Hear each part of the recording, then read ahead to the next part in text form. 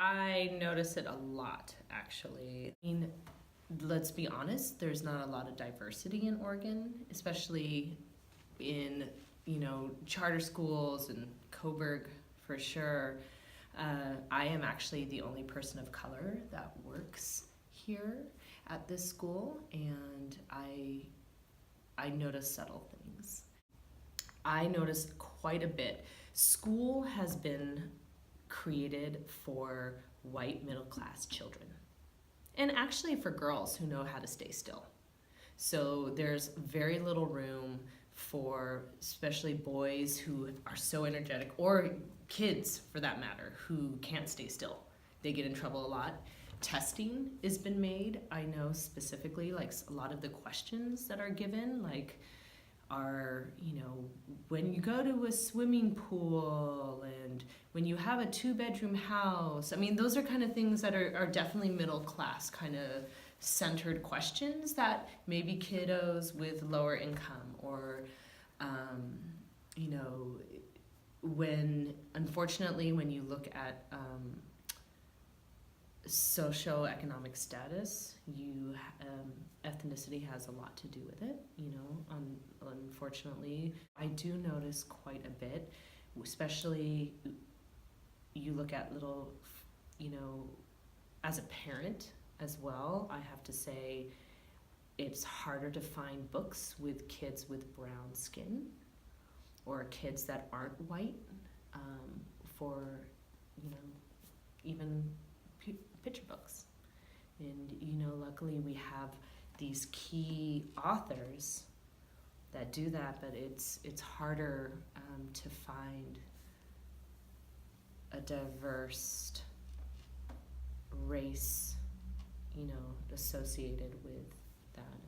In my experience, I've never experienced any kind of disadvantage in terms of race. As a teacher, I've never seen anything. No one has ever shared anything like that with me. Well, I've been teaching for about 30 years, and I first began to notice that things were different when I realized that a large number of groups were not graduating or not passing classes. And I first noticed that in middle school, and then when I got to Sheldon and started teaching high school regularly, I began to see that pattern persisted. So it's evident in the fact that some kids just don't pass classes at the same level as European American or white students do.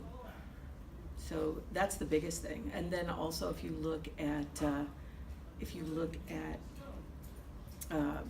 referrals, if you look at suspensions, you also see that students of color tend to receive more referrals, tend to receive more suspensions, or wind up moving out of the typical educational system because they don't feel like their needs are being addressed. So the consequences, the number of discipline issues, that tells me that there's a problem there. I think there is a lot of perhaps unintentional racial comments made, and intentional, sadly, from some students, but even from educators themselves aren't realizing some of the things they're saying that drastically impact students. I think that's one thing. Another thing is, our statistics are pretty high white population.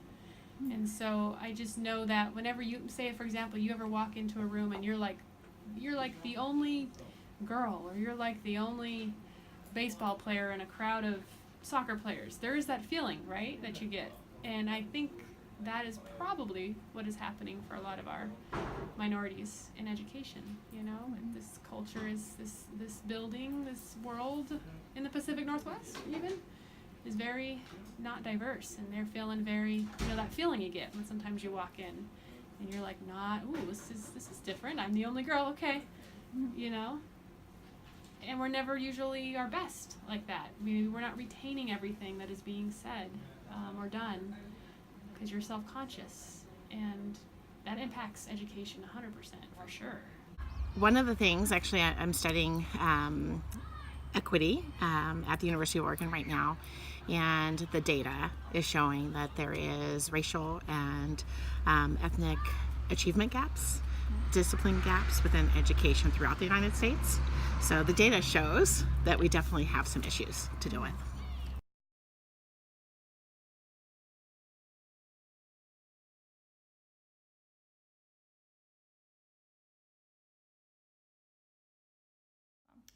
Yes, I very much do.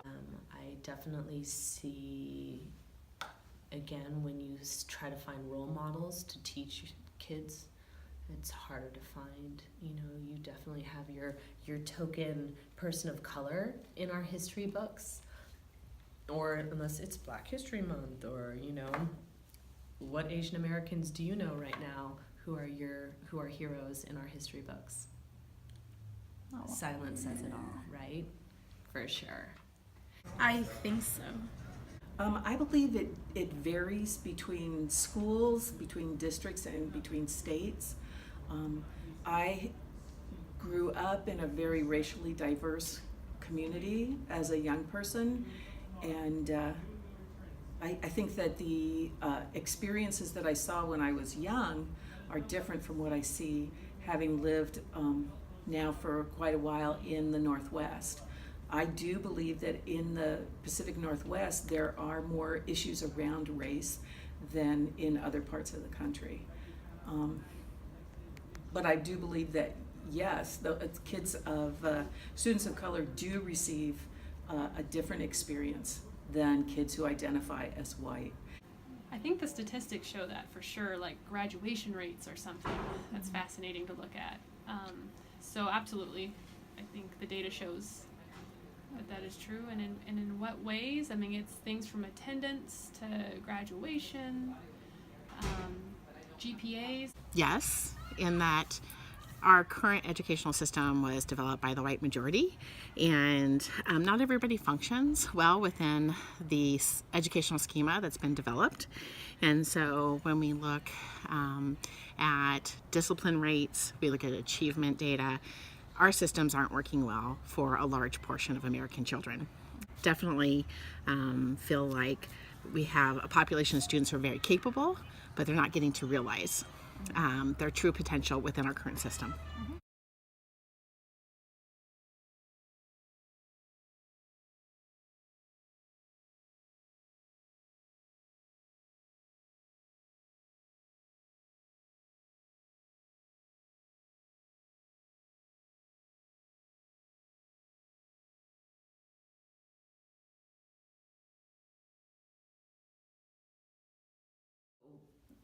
I believe having these uncomfortable conversations is the way to do it. I believe that when we teach kids about their privilege and their position in a majority or even minority status and have honest conversations, that's where the real change begins. How we choose to see other people and how we choose to educate ourselves in this topic is what needs to happen. Now on an institutionalized level, I don't know how that's going to change, especially with the current testing systems, that it's so important now for kids to pass a test rather than to teach them to be lifelong learners. That's unfortunate. By having a respectful environment and a positive climate. I think, first of all, I think that as teachers we have to be aware of our own biases and pay attention to how we treat kids in the class. I think it's really important that we do break down studies to see how often do I call on female students, how often do I call on male students, how often do I call on students of color, how often do I call on students that are not students of color, what types of questions am I asking. I think we have to be hyper vigilant about that. I also think it's really difficult in for example, in 4J, because there are few minorities in most classes. So if you are a teacher and you have a class where 95% of your students look like European Americans, and you don't take the time to find out what percentage of those students are actually Latinx or Native American, or identify as African American, if you don't take the time to find that out, then what winds up happening is that you teach to what's normal for you. So we have to make an effort to find out, how do our kids identify, and then how do we find out more about them and teach to them as well culturally. I think one, being aware.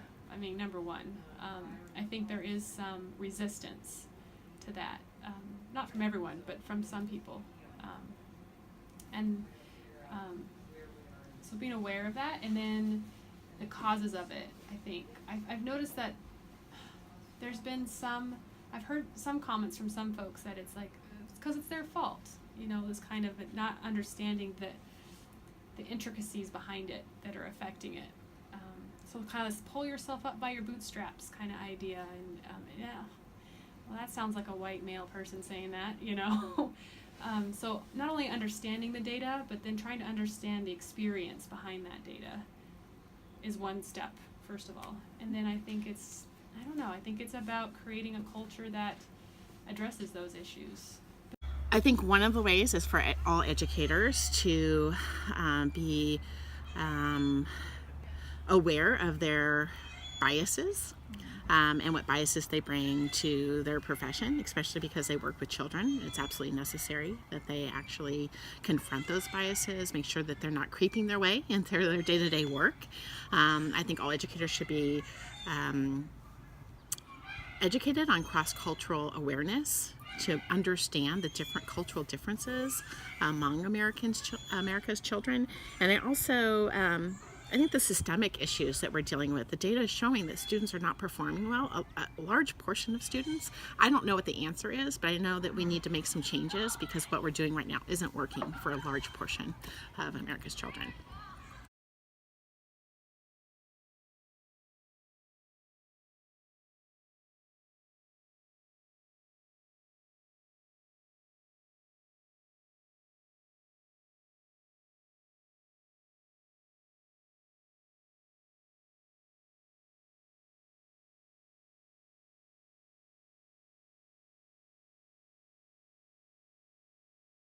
Definitely not for staff.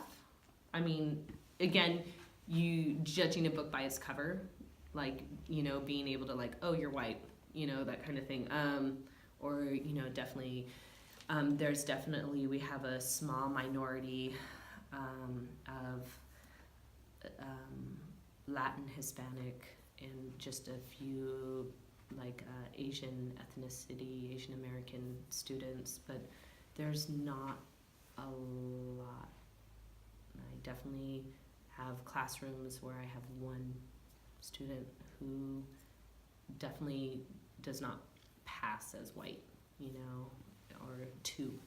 So we don't have a big diverse. From what I see, it's mainly white. Yes, it does. I take the time to ask the registrar at the beginning of class, beginning of the year, to help me identify students who identify other than white.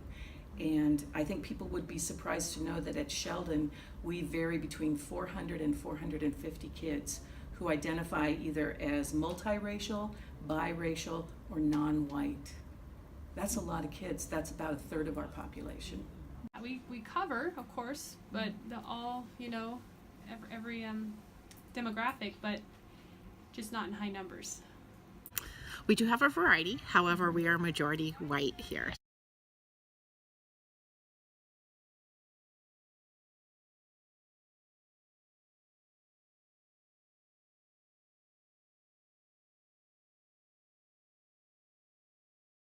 There's always room for improvement, and I'd like to say yes, you know. And the hard part with working at a charter school where there's one classroom, you know, there's one 8th grade, there's one kindergartner, there's one 5th grade, is that we definitely we work as a team with, like, okay, the middle school, K, 7, 8 work together, but I don't get to really see a lot of what goes on with curriculum with the other grades, for sure. So I don't really, I hope that we do, but I also think that, you know, in my classroom, I'm constantly trying to improve that, for sure. I think from what I know, and again, I'm pretty new, so I know very little. But from what I know, we have the equity meeting that meets and talks about those kind of issues, and a lot of like the unions, like the Latino union, and I think that a lot of things are done in relation to like being inclusive, but there's always a lot to be done. So I don't know that I can speak to that. I know that we're making inroads because in the 14 years that I've been at Sheldon, we've gone from having like one class that was devoted to multicultural education to I see more people incorporating that into their lesson plans, or at least I hear that when I talk to other teachers. Well, I think anyone can always do better. I mean, that's just because it's never going to be something that anyone could ever be perfect at, I suppose. But there's always room for growth, and absolutely, I think our school could do better. I feel like we do a pretty good job, but I think that, like any organization, we still have work to do in that area, for sure.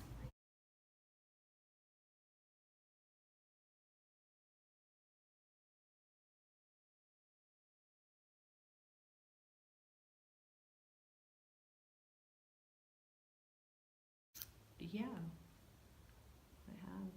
I've never seen like any kind of mistreatment or anything, but that doesn't mean that doesn't occur. Yes, I have. Yeah, I guess I could say yeah to that. Yeah. I haven't witnessed anything, but I'm sure that it's probably happened. I don't want to be naive to think that it isn't happening here. I think it probably most certainly does, as we see it in the larger society.